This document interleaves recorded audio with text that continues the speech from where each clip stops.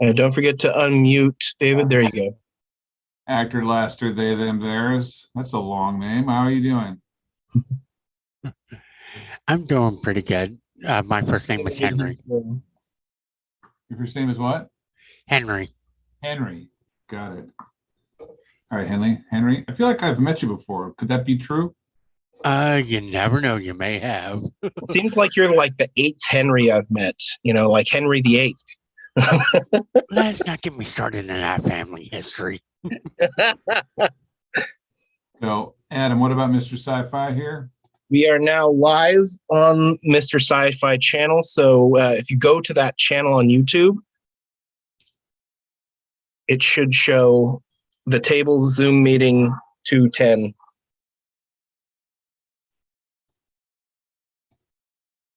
Did you guys see this video of the 15-year-old Russian ice skater landing 2 quadruple spins for the first time in Olympic history? Oh, wow. Actually, I read about it, but I didn't watch the video. First woman. And she's 15. That's incredible. Wow.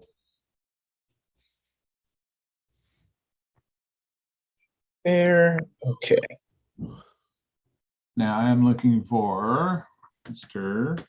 Sci-Fi. And you watch, we'll go all this trouble, get all set up, and then they'll show up at 5:29 and 30 seconds. That's the way it happens. 15. That's incredible. And then don't forget to mute that on your end. I did, but I wonder if I'm on a playback or if it's live. I guess it's live. Hello. Wow, we're on YouTube. A slight delay on Mr. Sci-Fi. Hi, Sam. Yeah, why are we on YouTube? Huh? Why are we on YouTube? Hi, YouTube. Because we can't do the we can't broadcast on YouTube with Mark usually does this on 2 computers, where one computer is dedicated for the YouTube broadcast and one is for and one's for us for the Zoom. Can you ask me a question so I can see this show up here? Oh, yeah. So for anyone who's new watching on Mr. Sci-Fi, you simply type in your question in the chat, the live chat.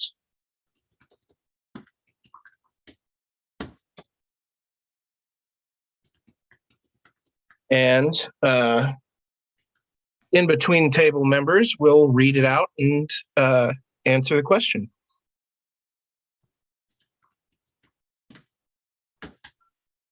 Great. We're good to go. We still got 2 minutes. So yeah, so Mark and Elaine will be here tonight. They're running late, but they're coming from the studio, Space Command Studios, which I'm wearing my new T-shirt that's appropriately titled. Hey, and there's Mark and Elaine. 5:29.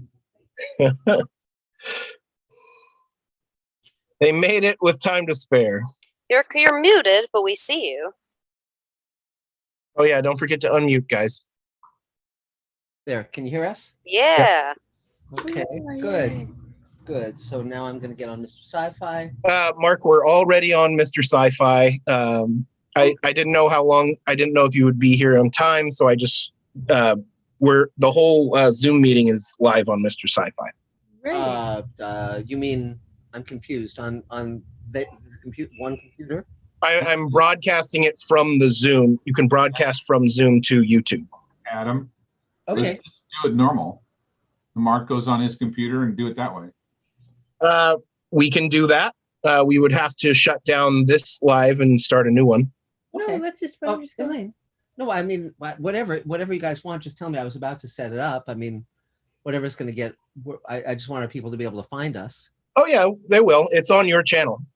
Okay. Okay. And Okay. you'll have the questions. Anyway, Fine. which I Okay. think- Okay. Yeah. So we have a number of things on Elaine's screen I have to clear. Hold on one second. Update later. Details so we know.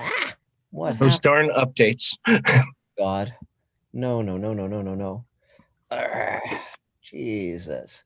And Okay. then people on the table side, for those of you who are new, make sure you remain muted until Mark calls on you. And then, in which case, when it's your turn. Okay. Phew. Okay. Pretty exciting. So welcome everybody. It's a thrill to see everyone here, as always. Let's see who's first. Well, why don't you start, Adam, since you're at the top of my screen. Yeah, I can get us started here tonight. Hi, everyone. My name is Adam Sartain. I am an actor, a voice actor, and an associate producer on Space Command. Hey. And today I'm wearing my new Space Command T-shirt because my old T-shirt had the Space Command picture was very small. I think the picture was made for like a small T-shirt, but I wear a 3X, so this one is much better proportioned. Good. That's great. Yeah. So how are you doing?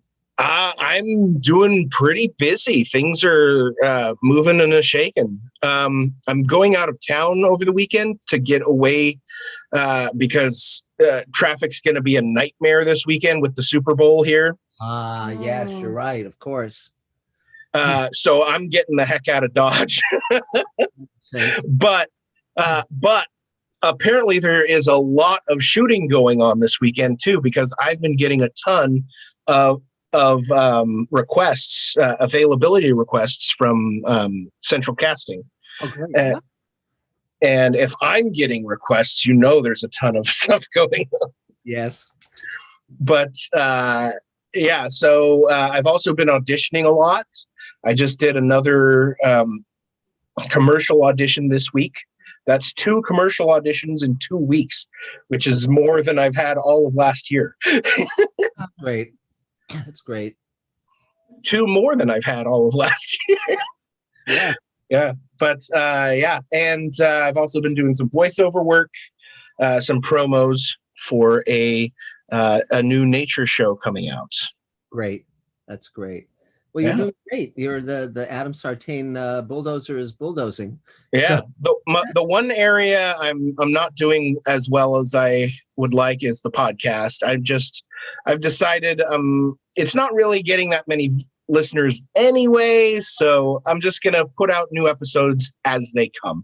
yes, I think that's fine. And again, what this speaks to is we always have to know why we're doing what we're doing. And this is where a lot of people go awry and they try to give equal energy to everything.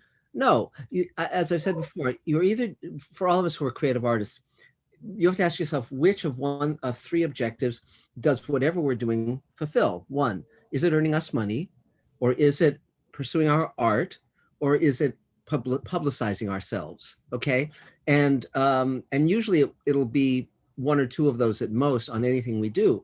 But if it's just to publicize ourselves and it's taking time away from actually pursuing our art directly, Right. And auditioning, then yeah, exactly. So, and also, of course, the bigger question, as you said, is this succeeding? Right. In what I want it to do. So yeah, absolutely. That's I'm glad you came to that conclusion. So is there anything you need? The email addresses and numbers of animation casting directors. If anyone knows an animation casting director, I would like to get them on the podcast and, if possible, have them represent me. But more importantly, I'd like to have them on the podcast. What you probably should do is just, if you have IMDb Pro, you can look up the leading voice actors and just see who reps them. Yeah. And that'll probably be the best way to get to the source. Okay. Yeah. And yeah. I Very would good. like to express my appreciation. Adam was part of our background players. Mm-hmm. Yes. But we don't tend to use them background players as usual background players. We have scenes. We've got Yes. characters. Yes. And he was great. And he was great. He did a difficult scene Yes. over and over. Yep. He was engaged in an activity which ended up really engaging the main characters, because he was playing a very upset scene and with two people. Anyway, he had to cry over it. Crying on cue, yeah. On cue. Yeah. And it ended up alarming. It was something that happened ended up further alarming and It was great. triggering our leads, which was very Yes. helpful to our leads, It was as fine. they told me. Yeah, it worked great. Oh, wow. And so that was a helpful moment. Yes. And if you wish, you can hello, Dave. Can you get Hi, Dave Edison. there was a point at which we totally focused on Adam and his people. Do you have that footage that you can shoot over to him for his reel? Oh, sure. Oh, yeah, that would be great. Yes, That's of course okay. I do. It's just, I mean, it's there's no sound to it other than possible direction. off That's camera. fine. That's Okay. okay. I mean, he looked really good, and it can be, but it was a really nice little scene. So I'll just add in dramatic music and make it. Sure. Yeah, Yeah, that'd be that's great. fine. That's That's great. fine. Sure. Okay. of course. I'll write you a score. Great. yeah. Fun. There you That's- go. Yeah, we got a That's score fun. from Bonnie. Oh boy, That's great. That's that would be great. nice. But it was extremely. But we were very lucky. It was a very well acted scene because it was a core background scene. Yes. So. No, it was fun. It was Yeah. super fun. So, is there anything else you need, Adam? No, I'm good. Cool. Okay, Other than that, thank you. 3 cheers. So, is there a Mr. Sci-Fi question yet? Let's see. We've got yes, we have a question from Gregory Krug Great. Hi, Greg. to start us off with. He says, "Hello, everyone. What is that bird up in the corner of your room?" That is Ah. not a bird. That is a Rhamphorhynchus, which is a pterodactyl, and so it is made of metal. And it was a metal sculpture that we bought many years ago, and has been on our wall ever since. And that's, of course, with all the different spacesuits we own. Those are only a fraction of them behind us. But there's one from Red Planet, one from Defying Gravity, one from Star Trek, and one from what's the other one? Outland. But we So- fell in love with this thing in a museum, in a shop, Yes. a museum shop that featured dinosaurs, and it was in a case with Oh, you're gonna tell that story? Okay. with many little Go for glass it. objects in front of it. Mhm. And so we Sad. we went in and we said, "Can we buy that?" Sad story. And the woman behind the counter said, "Certainly, I'll get it for you, and you can buy it." Yes. So she went into the around the exit to get it because it was like just outside of the main room, and then we were waiting for it, and then we hear tinkle, tinkle, tinkle, Well, crash, tinkle, tinkle, tinkle. glass shattering. It was glass It shattering. wasn't her suddenly answering nature's call. It was glass, and we both just felt awful. Yeah. Yeah. Yeah. Yeah. But we got the Rhamphorhynchus anyway. Yes. So it's great. So yeah. So she's probably, God knows. I hope she has a happy life over that, Yes. wherever she's, She wherever was she is so now. nice, but Yes. But great. okay. So yes, that's what that is. So okay, Okay. great. So actor Laster, is that what it says? Go for it. You take your turn. Yes, that says after Laster. My name is Henry Laster. I'm new to the table. Larry Altmeyer referred me to y'all. Oh, great. And, yeah, he came to me through TikTok, believe it or not. Oh, Wow. kid animal there. But I've been an associate producer on several different short films. I was on the old 90s Nickelodeon TV show called Salute Your Shorts. I've been on The Adventures of Pete and Pete and Hey Dude, also from Nickelodeon. Wow. I've been on several ABC shows. I've been in several movies. I've been with Dolly Parton. Wow. Yeah. Great. So go ahead, please. And I'm just new to the table and I want to get more involved. Great. Well, Well, terrific. Well, this is the welcome. right place. David Bartlett, who's on the screen, will be able to hook you up to the table email. Well, because the table's made up of thousands of members all around the world. We've been going for 29 years. And normally we meet at a restaurant in person. But of course, the pandemic has made us all Zoom aficionados. But yes, absolutely. So is there anything you need in terms of acting career or anything else? Actually, I'm just wanting maybe some like agents or directors maybe in the Seattle or Spokane area of Washington, if That's y'all have any. That's now. Are you in Seattle, Spokane, sort of that area? Yes. Yes. Well, because the table has members everywhere, once you get on the email, you can actually send out a request for that specific thing, because obviously we're here in LA, so we don't really, have those contacts, but I'm sure others will. So, And yeah, I do have one other question. Like I said, I'm from the old school Nickelodeon, and they have some images that like the Nickelodeon splats that they used to use on the TV, but some of them are trademarked, and I've looked at trademark office and all of that, and they're showing that it's not trademarked. And am I still allowed to use those, or can I use them? it depends on how you want to use them. For instance, if it was like for your reel, you can absolutely use it because it's work you did. If it's for commercial purposes, like something you'd be selling, then it becomes a little more dicey. It just depends on what your intent is, what you want. Actually, what I was going to do is have it like in one of the corners of a video, because I was going to start doing YouTube videos. That's a little tricky. I don't know. I don't know the answer to that. Do you have a film commission where you are? A film commission? I do not know. Well, for two, I asked for two reasons.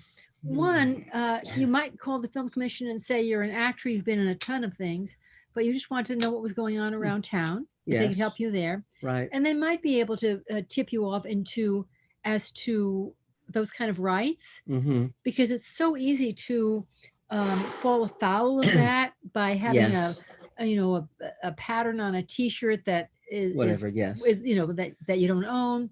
So, but if you find out the nearest film commission in your state, there are film commissions in every state. Yeah. They have one in Seattle. There's one in Seattle. Yeah. Go to seattle.gov. It's a film and music commission there. You can start with them. Cool. Sounds good. Because I'll tell you like that, I've contacted like the trademark and patent office regarding the Nickelodeon splat, and they said it was never even registered as a trademark. The real answer to this is, if you use it and you're not earning money from it, then they probably won't bother you. And if they do, you can just take it down. I mean, I wouldn't worry too much about it, because there's so many people posting so many things that unless it's generating money that is an infringement on someone's rights, they're not going to go after it. And so wouldn't that be kind of like up under public and fair use then? Yes. I mean, again, I think if I were, my advice would be do it. And if they tell you to stop. That's, I mean, really. Or let them serve me with a C&D. Yeah. So anything else? Nope, that's it.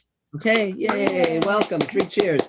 Now, for those who are new, we are simulcasting with my Mr. Sci-Fi YouTube channel as well. So, Adam, is there another Mr. Sci-Fi question? Let's take a look. Yes, we have another question from Mark Lungo. Hi, Mark. He asks, will the heroes on Space Command ever kill anybody? Gee, let me think about it.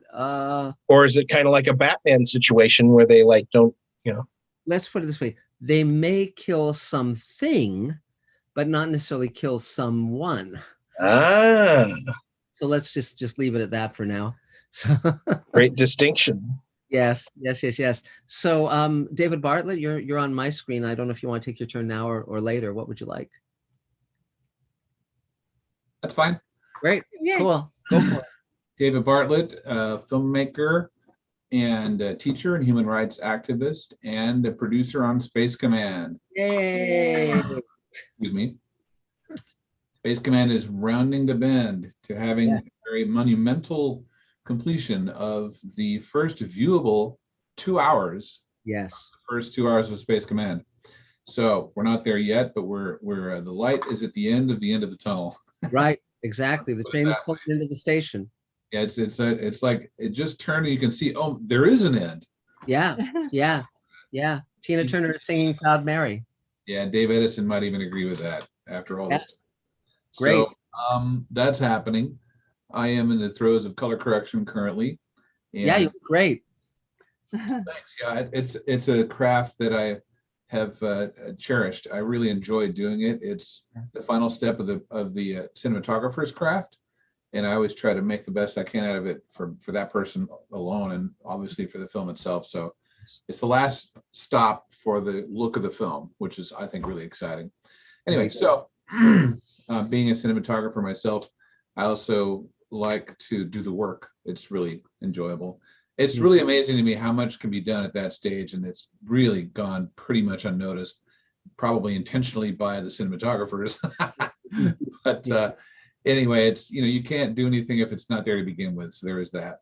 Anyway, so that said, my career started when I was 10 in a barn in Beaverton, Oregon, which I now come to nickname the town of beavers for no reason except that it sounds funny. But I've yet to see a beaver there, and I was there when I was 3 until, you know, I was there 2 weeks ago, and still not one beaver. So I think that they're probably gone by the wayside by now, but it's still called that. And we still have trees, which is great. So my father passed away about 2 months ago, and I've been dealing with taking care of his land, which is now my land, with my brother and sister, which is enough drama for a mini series for sure. But we'll not go into that now. It's being stabilized and moving forward, and that's very exciting. So Elaine suggested that I make a little video of that barn now that I've come full circle to return to it at this juncture, which I did, and it was very cathartic. So I thank her for that. You know, I've talked about it and visited it before, but to do it in that context was very interesting. So the story is the film is 30 seconds long, and the oldest actor is 9 years old. And the story is Frankenstein and Wolfman get in a fight. Dracula wakes up out of her coffin, female Dracula, diversity casting even at that age. She wakes up, she comes over, she stops the fight, she puts on a record, and everyone dances. And that's basically the same story I have to tell this day. You know, with the war in the Middle East, I get it. There's a lot of problems there, but I don't get it. Put on a record. It's hard to shoot people when you're dancing. So there is that. Moved to LA in 1980, started making films pretty much right out of the gate. Many different people had no idea what to do or who to talk to or anything, and found my way all the way to Space Command. Yay. So, yeah. And it was the making of you. What's that? It was the making of you. It was the unmaking of me, and possibly the remaking of me. No, But look at how Dave is just beaming, and Adam too. Everyone connected, and Elaine and the dog. Everyone who's connected with Space Command just comes into their full karmic self. You know, it's just like you're a realized being. I mean, if you look at Ethan McDowell's career before and after Space Command, I mean, hey, now he's on The Walking Dead, for crying out loud. Yeah, exactly. Well, you know, if there's any indication with the three of us, with two of us, you'll lose your hair if you're on the show. It's true. It's true, you will. But by the way, you just reminded me of something.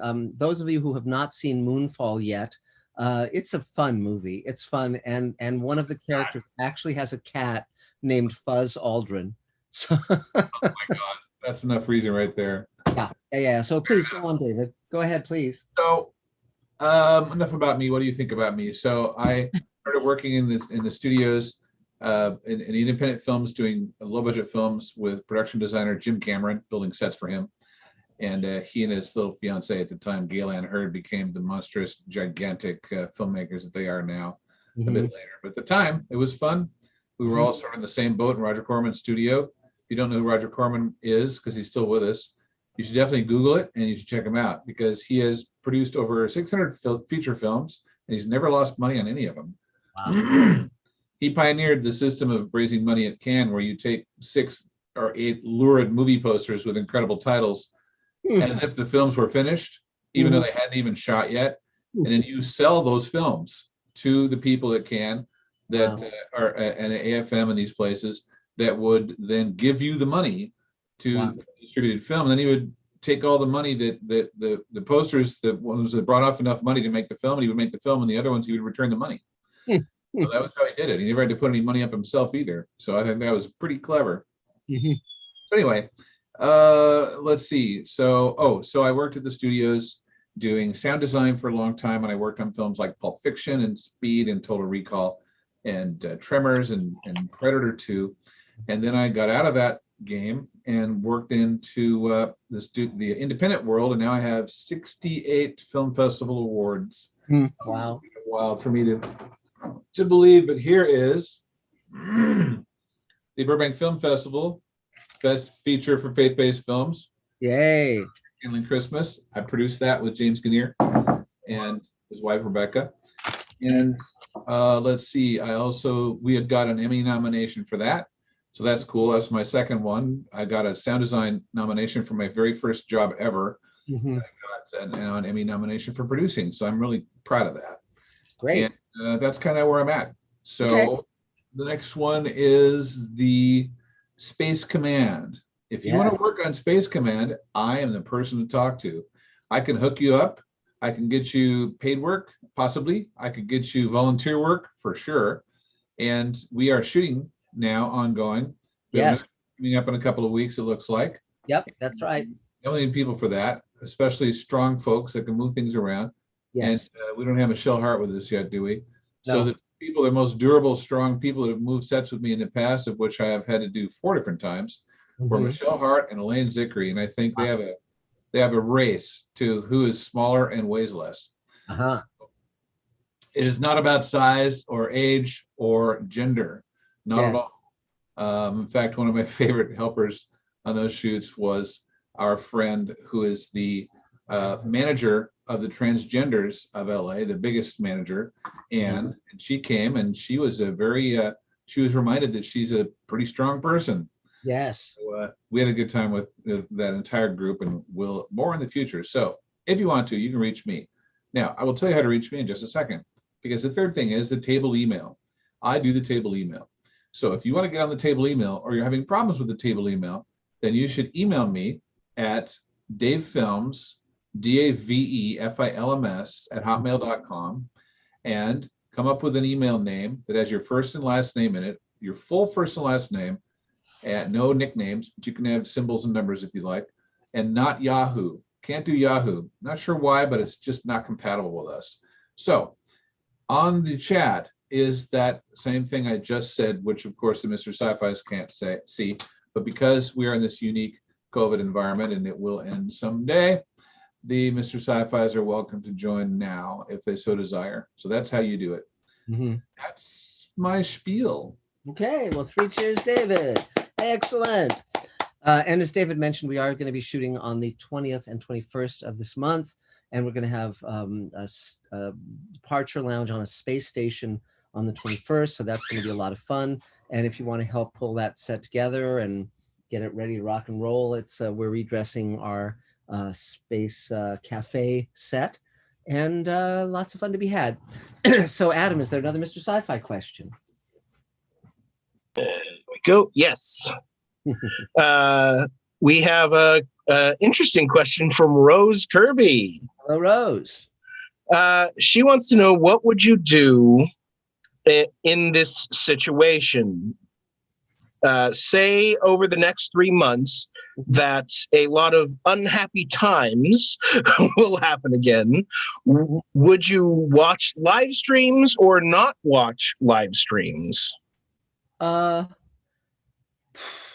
watch some news as it's happening, like the January 6th insurrection, but I always get to a point where I just can't stand it anymore, and I've got to turn the news off because it just can become overwhelming. And you forget, watching the news, how good people are, how good in general people are. And so going out and meeting people and just talking to people and getting away from ideology is a super good idea, because then you get to sense the totality of the human experience rather than some narrow view of it. And so, and also something I'm doing more and more nowadays is I'm saying, what can I actually affect? What can I actually change? Because if it's just watching something and going, well, that certainly is shitty, where there's nothing I can do, that's not useful at all. And so, and that said, I also look for things that I can do either as a writer or also as, a supporter of, people who I think are there for the little guy, and, trying to make sure that everyone gets an equal vote and all that stuff. So, so that's it. Yes, absolutely. So let's see who next is on the screen. I guess Savvy J, you want to take your turn? Sure, I'll take my turn. Hi, all. I think I've met everyone here via Zoom before, but in case not, I'm Savvy. I do a lot of things within film, but I'm primarily focused on editing right now. Yep. In terms of what's going on in my life, with my job, I work at AFV, and they recently are asking me to do some bumper stuff for the show. So that's exciting because I do stuff for the online things. So hashtag crossover. And in terms of stuff within the table, I've been working with Gordon Meyer to rip things from Hollywood master storytellers, and there's some incredible interviews on there. I recently ripped a bunch of clips from one about the Aristocrats movie. Yes. It's going up soon. It's so good. I'm very excited to be working with this material. And I'd done a couple rips before that were a few segments, but now we're like getting into full gear. And just to be clear, Gordon is the one who did that show, so it isn't like you're ripping someone else off. It's that you're ripping this for his ability to then utilize it effectively in the new medium. So yeah, absolutely. Yeah, let me rephrase. Ripping off means like ripping from the DVD, not like whoa, like this is not mine now. Yes. So yeah, and he wants to make it live at some point, so that's exciting. And yeah, so that's what's been going on in my life, especially table adjacent. I guess my ask would be, because I just talked to some writing partner / fellow producer friends of mine today, is they're looking for someone to do audio for a short. They're looking for like a student that wants to do something like, it's basically volunteering, but it's it's short. If it's the one I'm thinking of, it's between 4 to 5 minutes. I think it's a different one that just got shot. They're just looking for some post work. It would take 2 to 3 days, but they don't want to like put it out to the feelers of Facebook necessarily because it's a hostile environment. So they're reaching out to schools, but I figured I'd also reach out to the table. So if anyone's interested in helping with audio stuff, I'll put my email in the chat. And yeah, that is the day. It's so hot right now in LA. It is, but great, but good to see you. 3 cheers. Yay. So Adam, is there another Mr. Sci-Fi question? Not just a question, but a super chat. Yay. From Akiba Guy. I think this is the first ever super chat in yen. Absolutely. We've received. We accept it in any denomination for currency. Absolutely. So Akiba Guy says hello from Japan, the land of the Far East. Arigato. Adam. Yes. What's a super chat? Oh, glad you asked that, David. Hey, look, and we got more coming too. A super chat is, if you look at your chat box, there's a little $sign box on the right side. If you click that, you can donate a little money to Mr. Sci-Fi. And what does that do, you might ask? That gets you priority for your question. Yes. So I'll ask your question next. Yay. So moving back to the question, says, hope you're still working on Space Command. Yeah, we are. You bet. Do you have any plans to have subtitles for non-English or in some cases deaf sci-fi fans? Yes, I'd very much like to do that. It's a whole nother, can of worms, but I think it's important. The more languages we have, subtitles, the better. And obviously for our deaf friends, and otherwise abled friends, the more we can make it accessible, the better.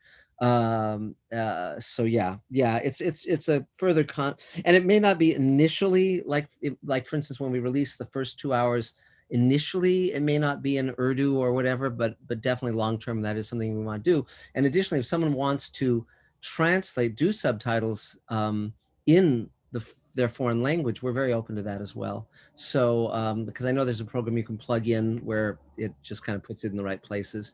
So or in English. We need someone to do English too. I'm not sure about being automated too. We can be help with that too, but definitely the English subtitles.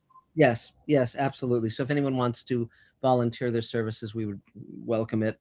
And in terms of Space Command, as David said, we're almost done with the first 2 hours. It's getting very, very close next few weeks. And we've just shot, in total, we've shot 5 hours. We're shooting the 6th hour next. And we're in the middle of doing that. And then we're going to shoot the remaining. Our goal is to shoot the remaining 6 hours of season 1 this year. And so, in fact, Elaine and I were just at the studio planning, how we're using the sets and all of that stuff. And the second Space Command comic book is going to be coming out. It's a special Mira Furlan issue. This is the cover. that I'm wearing, because like you, Adam, I got some Space Command shirts in the mail, so really cool. Thank you to Todd and Todd Chamberlain. And so absolutely, that sounds like a lot of great fun days ahead. So Bonnie, I guess you're next. Okay. Hello. So I got let's see. Last I was talking about doing a couple musicals. Right now, I just got a new one. So I got 3 to work on. And just keeping busy with a lot of things. Getting into some of the work with Ben Clark, who comes on here. We met here, so working on some of that, and just a lot of different projects and keeping busy. Anybody needing any music, anything musically is good. I've done tons of film, musical theater, jazz, all kinds of stuff. And I tend to like to do live scores rather than synthesize, so I'd rather use like even a smaller live score than electronics to sound live. I know so many wonderful musicians, but always great to be here on the table. Always great to, glad everything's going well on Space Command, and I was thinking that someone mentioned a name I had. Oh, Gordon Meyer. Yeah, I know Gordon. Yeah, I did some music for one of his shows. Yeah. Tell him hi for Bonnie. Sure. I guess that's pretty much it. Okay, yay! 3 cheers. So, Adam, is there another Mr. Sci-Fi question? Yes, and another super chat from Kevin Scott. Kevin Scott 76. Right. Money is gratefully appreciated. Yeah. He says, thanks to Mr. Sci-Fi and the table and the email, the YouTube channel Metastellar, they just interviewed David Niven, wants to use the guitar instrumental he wrote and recorded on their show. So congrats to Kevin. That's great. Terrific. So, okay. So I guess there's not a question in there, but let's go to... who was it that I skipped? Alex Smith was talking about, he didn't necessarily ask a question, but I think he would like to know, and I'm sure I would like to know what, he lives in Australia and they don't get The Expanse over there and certain other sci-fi shows. So what would be your take on that? Well, that sucks, of course. I think The Expanse is on home video now, and also, of course, there's various services you can subscribe to where you can position yourself as being in different countries that you're actually not physically in, so that you can access shows that aren't necessarily available in your... yes, a VPN. Right, yes. And I mean, The Expanse is a show, I think it's a very good show. I think it's worth watching. And, there's... we live in such a world medium now. I'm much more concerned about censorship and totalitarianism, where things are kept out for political reasons. In the case of The Expanse in Australia, obviously that's not the case.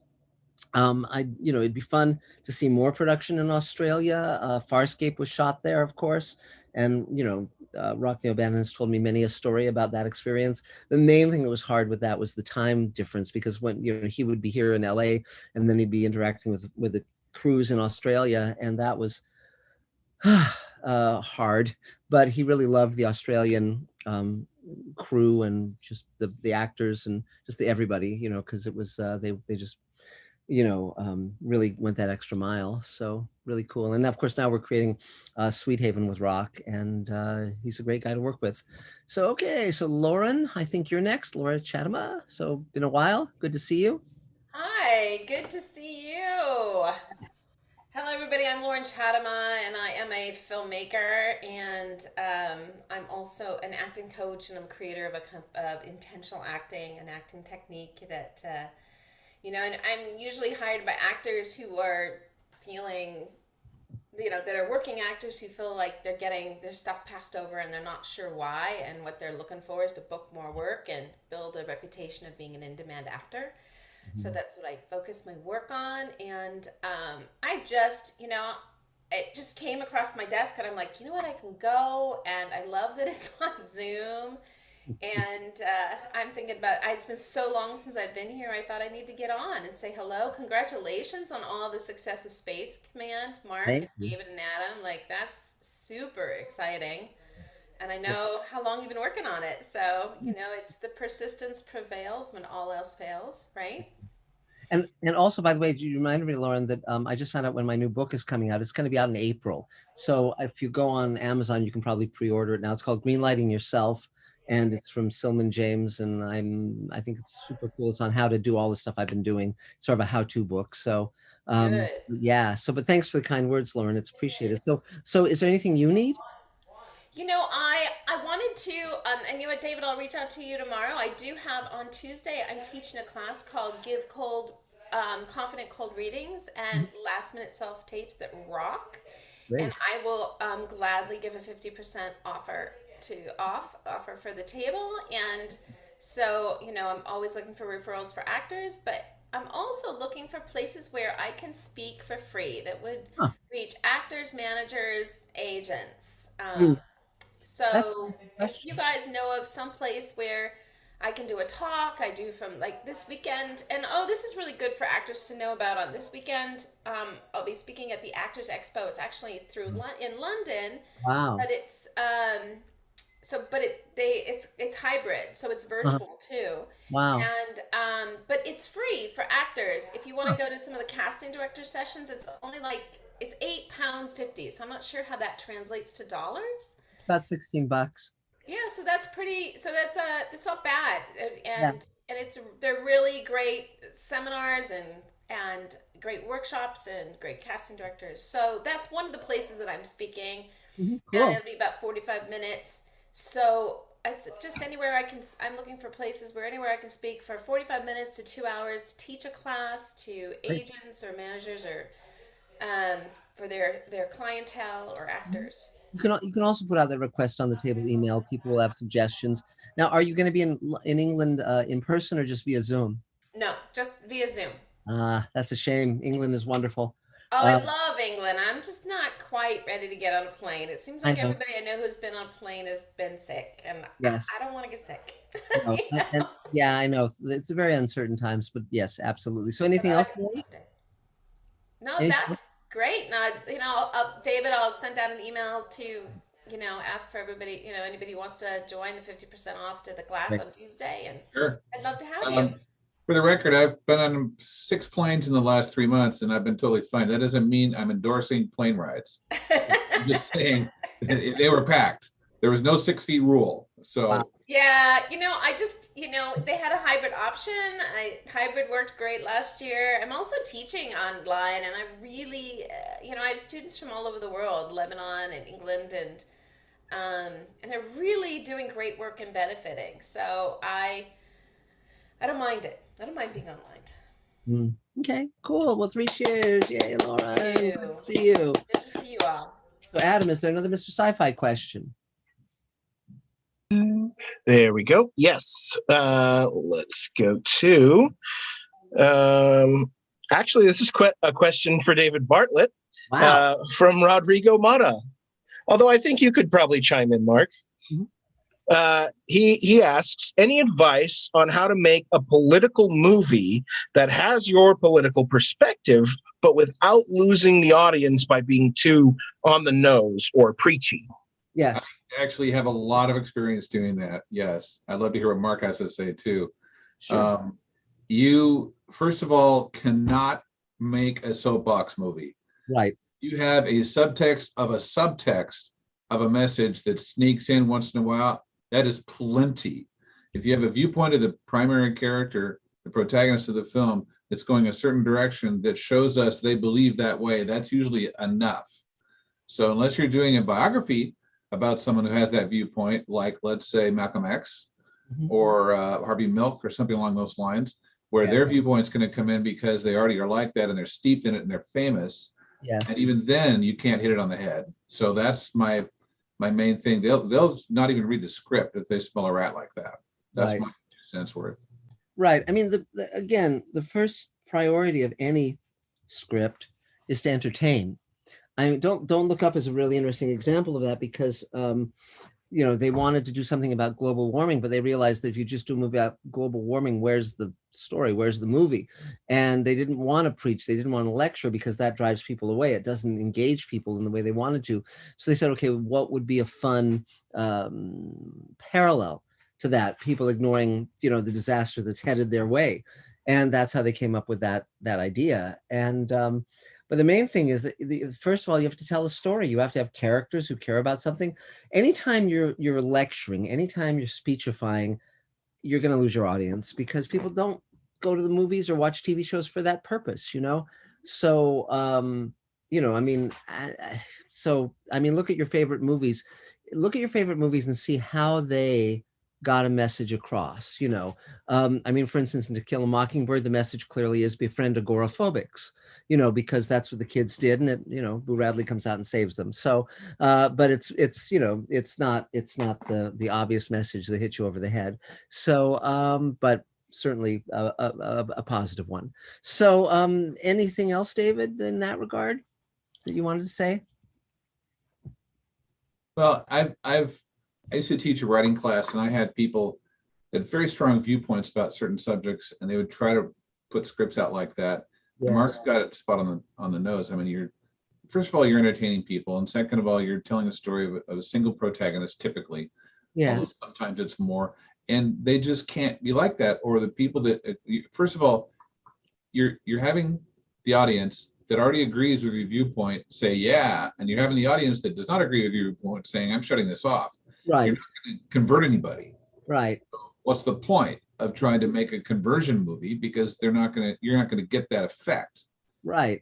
And with Wolves promote, kindness to Native Americans. Sure. Yeah. Directly or indirectly, it's definitely saying that, but it's not a movie about that. No. That's the first example I could think of. Well, also in that regard, it's like if you look at your favorite movies, they're usually issues about life.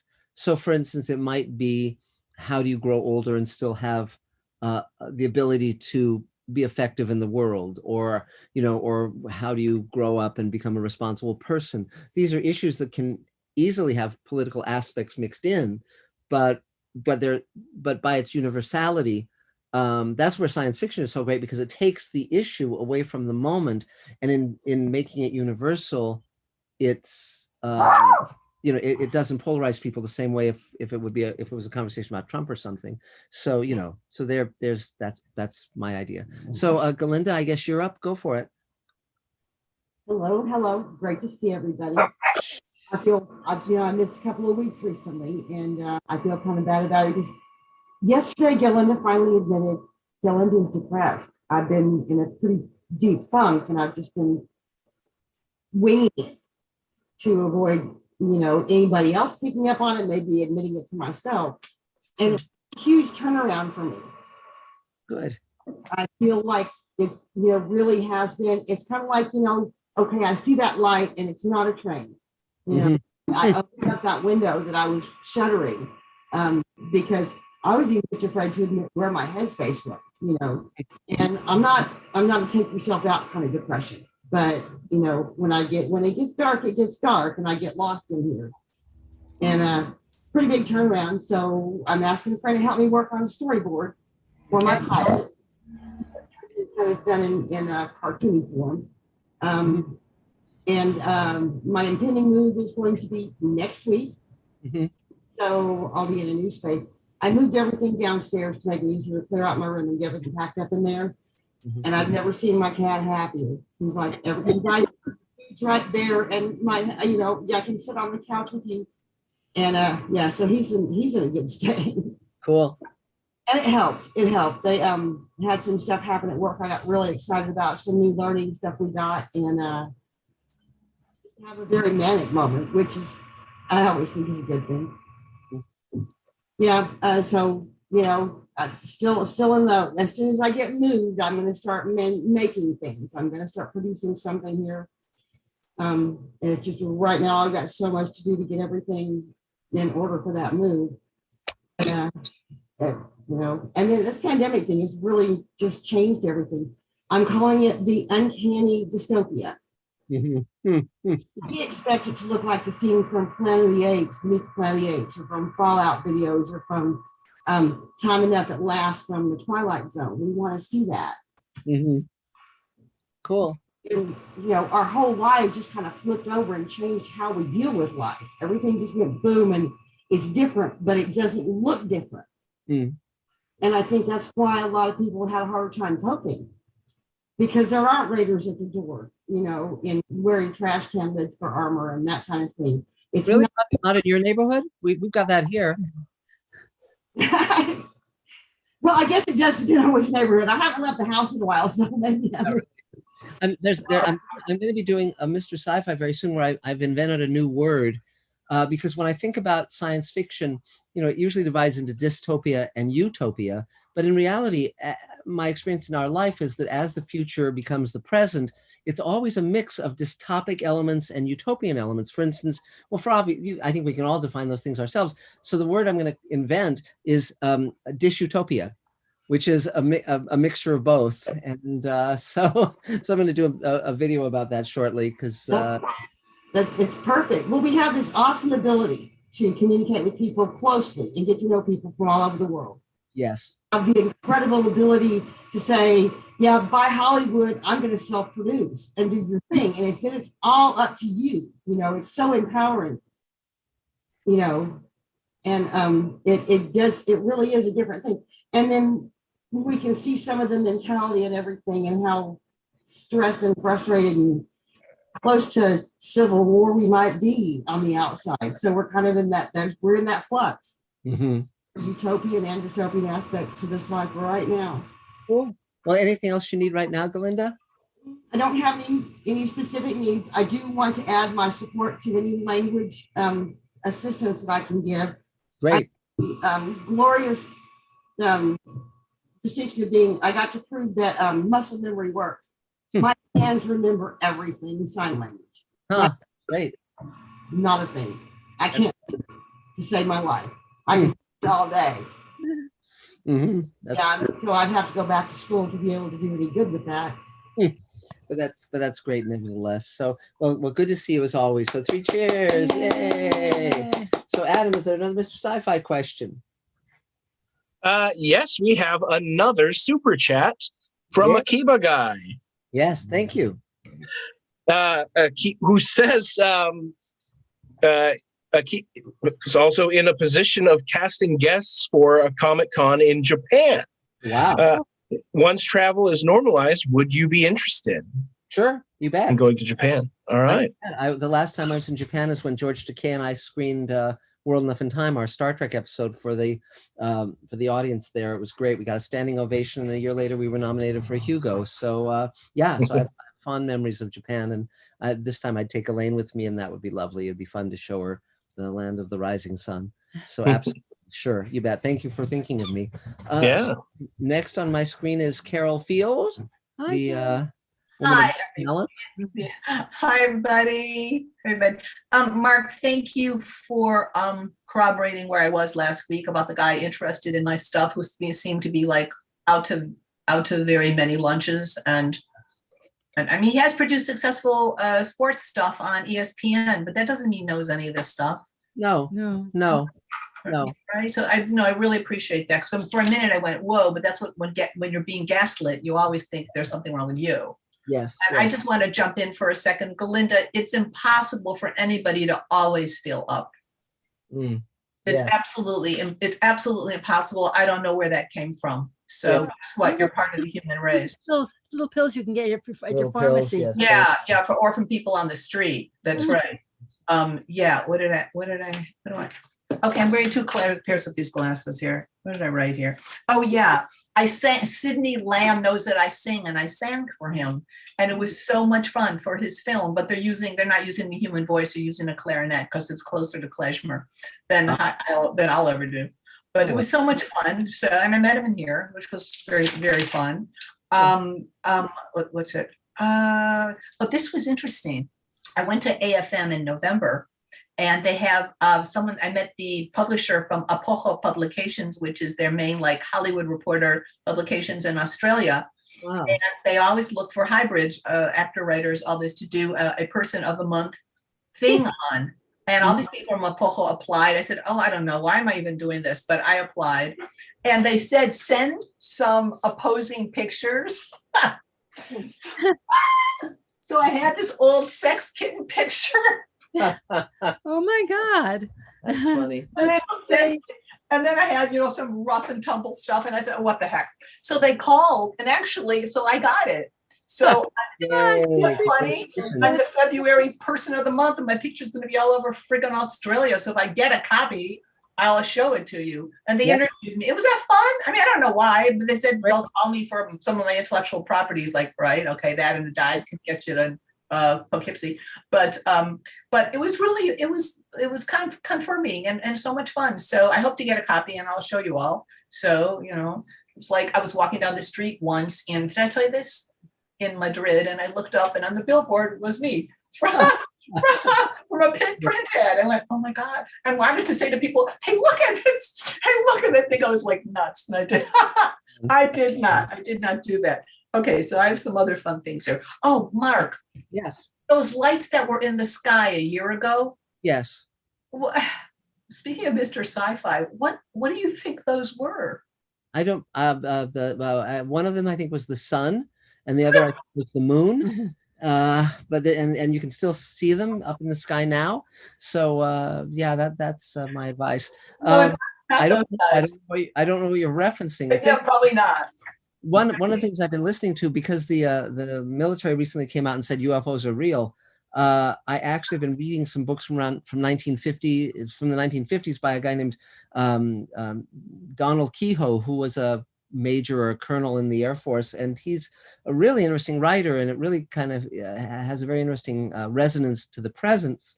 And I was at an antiquarian book show with Elaine on the weekend, and I actually found a signed copy of one of his books, which was really, really fun to acquire. Wow. Yeah. So I don't know what those are, but certainly it's interesting now that the government is going a little bit, public stuff. Yeah, I know. I hope there's something fun and interesting. We all get to go away with them. Sure. Yeah, sounds good. And I'm just looking forward to David Bartlett commenting on one of my intellectual properties that I wrote in 3 weeks. That's fun. He wants to know why I keep saying it. Don't tell anybody it was 3 weeks. Otherwise, we just talked about this in the chat. But no, I really appreciate your sage advice on all levels, and thank you all for being here for very much. I so appreciate seeing you all once a week. Really. Cheers! Yay! So, it's another Mr. Sci-Fi question, Adam. Not exactly, but Alex Smith does want to know if they're coming out with a new season of The Expanse anytime soon. No, for now it's over. They did the 6 seasons. There are 3 more novels after that, but they take a big jump in time to the characters being older, like several decades older, I think 30 years.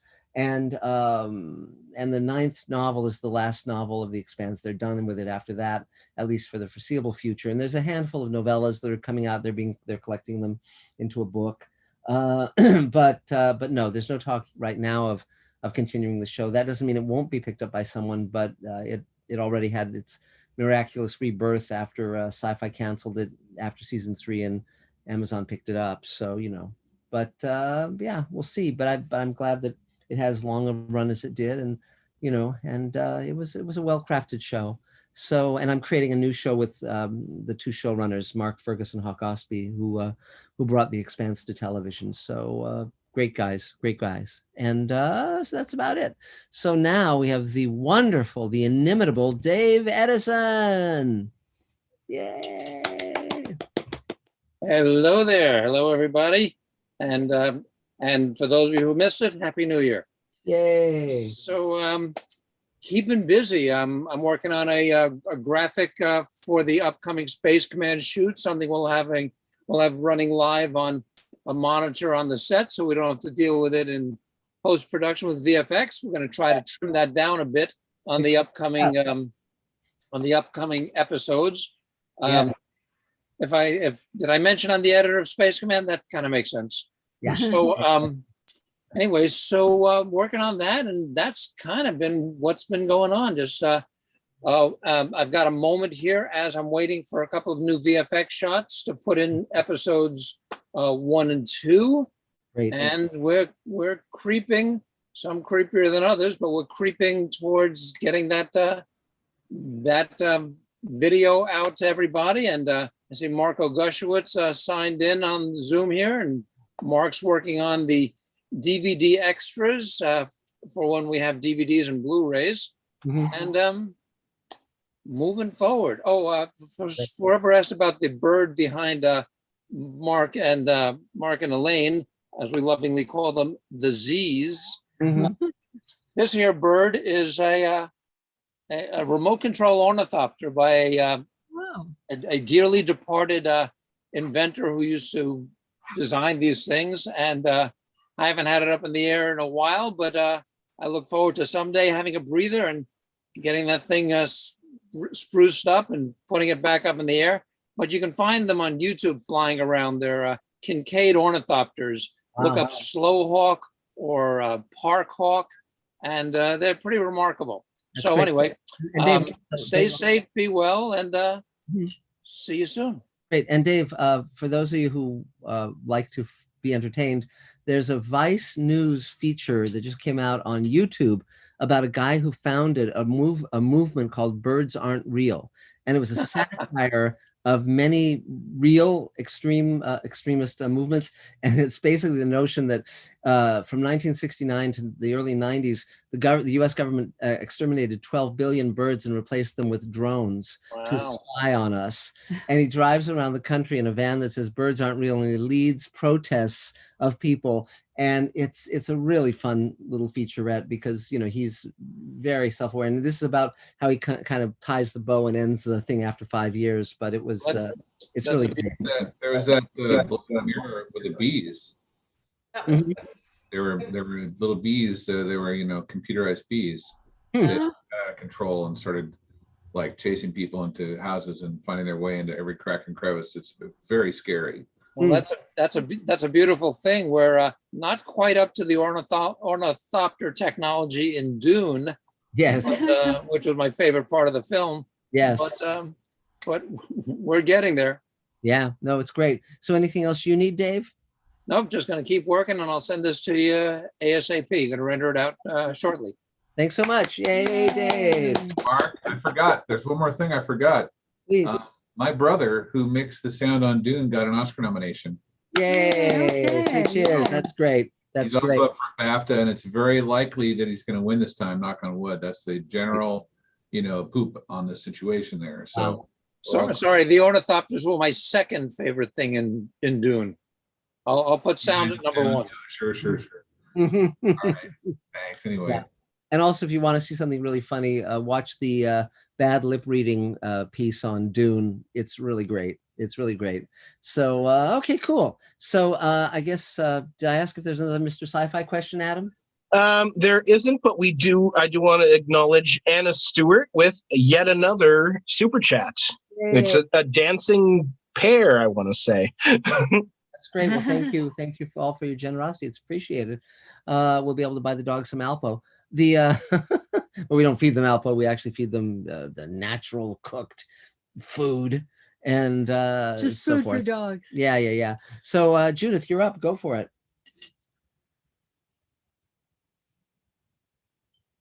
Yeah. Don't forget to unmute. I There you just go. did. Hi, Yeah. guys. Hi, guys. Let's see. Judith Smiley, actress, well, I was a singer. Hopefully I will be again. It's starting to come back. Good. Things are getting busy. Galinda, where is she? Galinda, is she around? Yeah, she's there. Don't put pressure on yourself to constantly be up.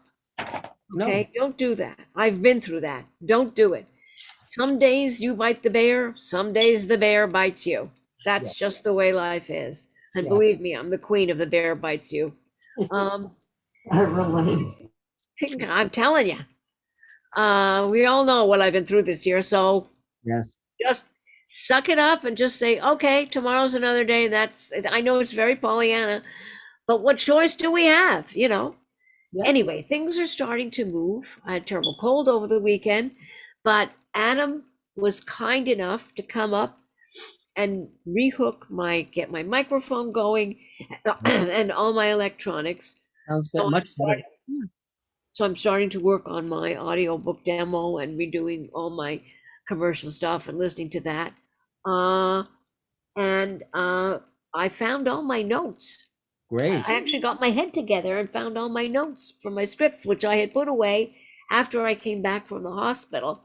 And I was so over medicated that I couldn't figure out what I had done with them. But I tore the house apart and I found them. So I'm starting to work on my scripts. I'm looking at them. They're actually not bad. I'm starting to sing again, which is amazing because, you know, as of 3-4 months ago, I had no voice, which is what I'm telling you, Galinda. Just move on. That's the only thing you can do. That's about it. I'm looking for a dog. Thank you, Elaine, who's helping me. I'm looking for a puppy. Well, a 2-year-old puppy. A small dog. A small dog. Ideally, I'm gonna kidnap one of yours. What? Ideally, a freeze-dried one. Yeah. No. I want a dog. A small, lovely dog that will love to run around in her apartment. Sure. Small dog that'll stay a small dog. Yes. I don't want a puppy. I want something a little older, but not as big as Zachary was. No, God. No. He was a horse. Yeah, and she's talking about a dog that she named Zikri, not about one of us. Yes. So, okay, great. So anything else, Judith? No, I'm just, it's 1 foot in front of the other, 1 foot at a time. Yes. I'm dealing with my therapy for my hand, which I had a bad time with today. But, I'm actually very blessed. I have a lot of friends. I have you guys. Yes. I have a roof over my head and food in my refrigerator. That's great. That's great. And one thing I wanted to chime in, because people have been saying to Galinda, you don't always have to be happy. You don't always have to be up. I mean, the other extreme is that to entertain is become a neighborhood crank, where you're one of the people yelling outside, you children are walking on that grass. We can call the police. Don't talk about me like that.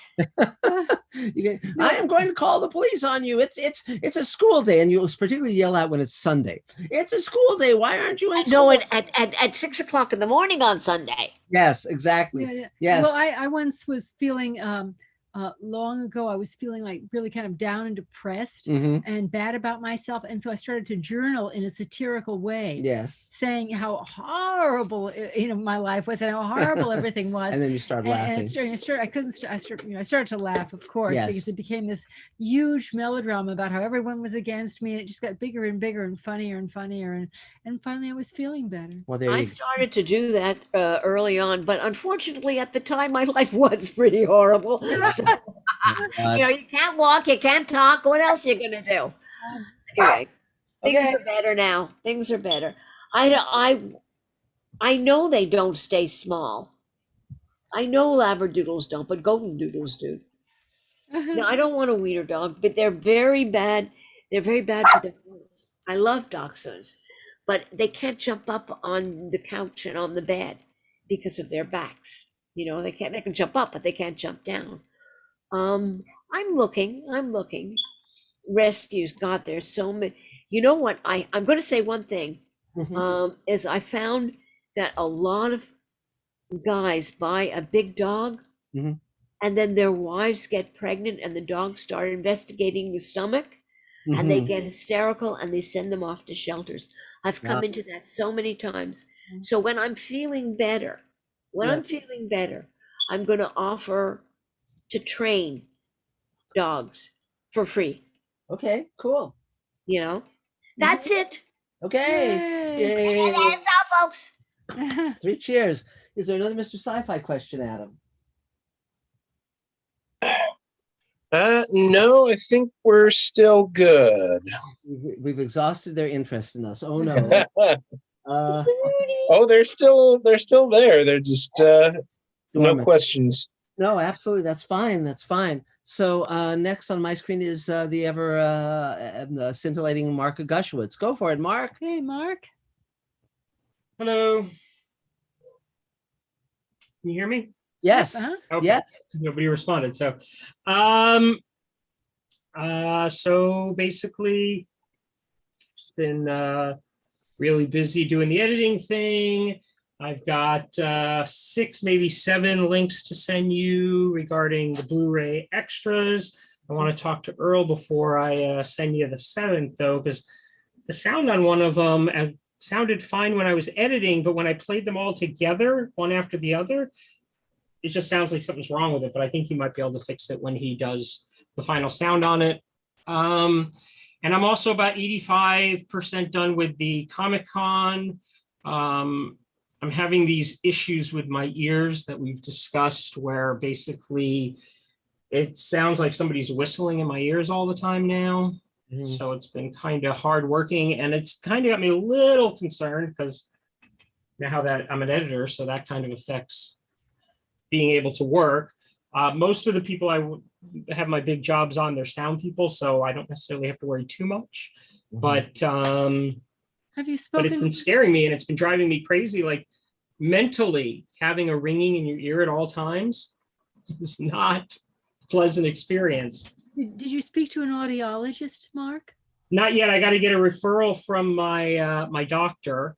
Yeah. And as everybody probably knows at this point, how hard it is to just get an appointment with a doctor. And I don't really know what's going on in the health industry, but even if you get an appointment with a doctor, it doesn't mean that a week beforehand, you're not going to get a note from the health insurance company saying, oh, you can't go to that doctor anymore, which I just had happen. Oh my gosh. So, which is ridiculous, but I'll deal with it.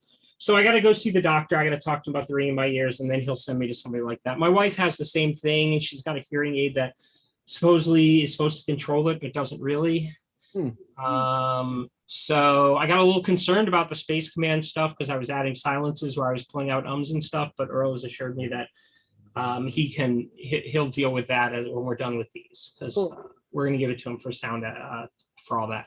Okay. So I'm no longer concerned about that. So when you get the stuff that I'm sending you, I did a re-edit on the 3 trailer intros, because I realized that after I handed those into you guys the last time, well, Dave Edison gave me all sorts of footage for the other intros that just fit in really nice with the trailers, especially some stuff that with Ian McCaig and the bald cap with Doug Jones when you talked about that. So I did a little bit of that, but I am at a point right now where the Comic-Con Blu-ray is the Comic-Con is getting close, and I just can't wait to get it off my plate. Great. Other than that, working on my website under exposedcinematictreasures.com. I'm trying to figure out a movie to do for my next review. I wanted something that's different than what I've already got up there, and it's been haunting me because every idea I come up with is very similar to something I've already got up there. And then a client of mine called me today, a guy who I do a travel show for, and he looks like he's going to have me busy for a number of months on other stuff. Cool. So that's good. So a lot of good news. I just wish I didn't have to hear it through this buzzing that's going on. Oh, crazy. Making. Well, feel better, okay? Yeah, no, that's fine. I appreciate it. But yeah, I'm gonna, as soon as we're done here, I'm gonna be uploading at least 6 of the 7 links. I might upload the 7th link. The sound sounds very different than the other ones, but after I talk to Earl, we'll decide how to deal with that. I think you were talking a lot closer to the mic on this one. So it's very bassy compared to the others. Yeah, well, okay. But so there's that. I'm trying to think if there's anything else. Mark, have we discussed the 5,000 Fingers of Dr. T? No, we have not. That's a good film. That'd be a good choice. I actually own that as well. I should check that out this weekend, because it's been a long time since I've seen that movie, and I don't remember anything about it except for it was kind of weird. Yeah. It's the Dr. Seuss one, right? Yeah, he wrote it for the screen, and it's kind of like in the same file cabinet as The Wizard of Oz. So yeah. Yeah, I remember it being really bizarre. Yeah, And and then there's Return to Oz, which is also in the same file cabinet as The Wizard of Oz. yeah, except for I wasn't a big fan of Return to Oz. I liked it, but not enough to be recommending it. That movie freaked me out. What, Return to Oz? Or Yes. Well, it was directed by Walter Murch too, which is really interesting. Well, yeah, I know. It freaked him out too. He stopped directing after that. Yeah, he did not like the experience. cool. Yeah, no, I keep thinking, I'll say, I'm going to do this movie. Oh, wait, I've already done a movie with an animal in it, or already done a movie about a kid. And so I've been thinking, but I'll look, although there's a kid in Dr. T, right? Yes. I think it's probably different enough that I'll take a look at it. I'll rewatch it. That sounds great. So anything else? Great. Nope, that's it. Yay, yay. Thanks. Now, sadly, we just lost one of our people before she could get her turn. Sorry about that, guys. If hopefully she'll. It was Jillian. Her phone died. She just texted Yeah. me that her phone died. Oh no, that's tragic. Sure. Well, we'll pick her up next time, or she can Yeah. on a different device or whatever. So is there another Mr. Sci-Fi question, Adam? Yes, we have yet another super chat. Ka-ching. This time, yeah, this has been the most lucrative Mr. Sci-Fi yet. From Gregory Krug. Yes, Greg. And he asks, which Twilight Zone episode would you say has the most shocking ending? Wow. Eye of the Beholder. It's got to be Eye of the Beholder. It's so, I mean, you can sort of guess where it's going, but when you actually see what you see, it's astonishing and just knocks you back. It's terrific. And that'd be my vote. So yeah, pretty amazing. So now it's Elaine, wonderful Elaine, and her ears, her new haircut. Yay, new haircut. New haircut. Yes, well, I'm learning to truly appreciate fixing it in post, because our climax, which was a wonderful climax in Space Command, we should say, but in Space Command was a wonderful climax. A little snoozy, however. Well, no. Until we started to fix it. She and David Bartlett hunkered down and made it wonderful. So thank you for doing that. Yes, with layering it with the sound and Dave visual Edison's helping, and Vince Edison and a lot of people, It's and the coming together. emotion underneath. It was our climax. And I was going along saying, oh, this is better. We're doing better. All the visual effects that Mark overdid in his ambition. No. And all good, but overdid. And then we hit the climax, and I went, problem. but now it's really coming to life, and it really helped us. And so I that's why I love film, because you can save the most amazing, challenging troubles. Great. and so anything you need. So yes. And nothing we need right now except maybe some help putting the set together. Yeah. And that's it for me right now. Thank you. Okay, yay, Elaine, 3 cheers. Is there another Mr. Sci-Fi question, Adam? All right, let's see. We've got several, so let's go with Kevin Scott 76. Sure. Hi, Kevin. He asks, if you have a great idea for a story, but you're not a writer, what do you recommend you do with that idea? The problem is most people can come up with a great idea, quote unquote, but really the hard work is writing it. I personally think it's worth trying to write it. If you think it's great, just like sit down and do your best, and then maybe you can polish it or whatever. But expecting someone else to take it on rarely works. And so that's part of the problem. But there's no hard and fast rules, but there are ways of, it's very hard if you haven't written sometimes to know the steps of formulating an idea into a powerful story. And that's where looking up like UCLA Extension or one of those schools where there may be a writer that you admire. I wouldn't go with most writing teachers because they're in a college because they couldn't sell anything for love or money. But colleges like UCLA and other colleges, they bring on board professional writers, and some of them are interested in showing off. Some of them are interested in teaching. And in the first session which one it is, but they can take you on that step by step where you start to see how to take that good idea and create story, and make it into something powerful where you can really share it. So but to do it just on your own, Yeah. to leap in or to read one of those books. Nah, don't do that. Yeah, reading the books, usually it's written by people who, firstly, it's not interactive, which is very hard. And secondly, it's written by people who often can't write. So I would really, if you love your idea, I would really go into the extension classes and see if you can find someone whose work you admire. Yeah, there you go. Okay, cheers, Elaine. So now I guess it's me, wonderful me. And so, yes, so things are extremely exciting. I have my new Space Command t-shirt with issue 2 on it, and the Special Mayor Ferlin issue. We're shooting more of Space Command. Our 2-day shoot a week ago went wonderfully well. We shot 15 pages. There's over 3 hours of dailies, or around 3 hours of dailies that Dave sent to us. We're going to be shooting again the 20th and the 21st. That will finish the framing story on Space Command Forgiveness. And so things are really, really cool. The new book's coming out, and I'm very pleased with it. And I'm hoping to read the audiobook version of it. And, just life's our oyster. I mean, it's really great times. And we were at the studio today basically looking at the sets and figuring out how to redress and repurpose stuff. And it's just really, really interesting, and I'm enjoying the hell out of it. So anything else, Elaine? No? Okay, great. And so that's sort of the main stuff for now. If you're not subscribed to Mr. Sci-Fi, please do so, because that's where I'm posting a whole bunch of interesting stuff with a lot more to come. And that's about it for now, I guess. I think I've come to the end of my talk. So that's about it for now. So thank you all. It's always good to see everybody. And we'll see you next time, and all of our Mr. Sci-Fi friends as well. Take care. Stay safe.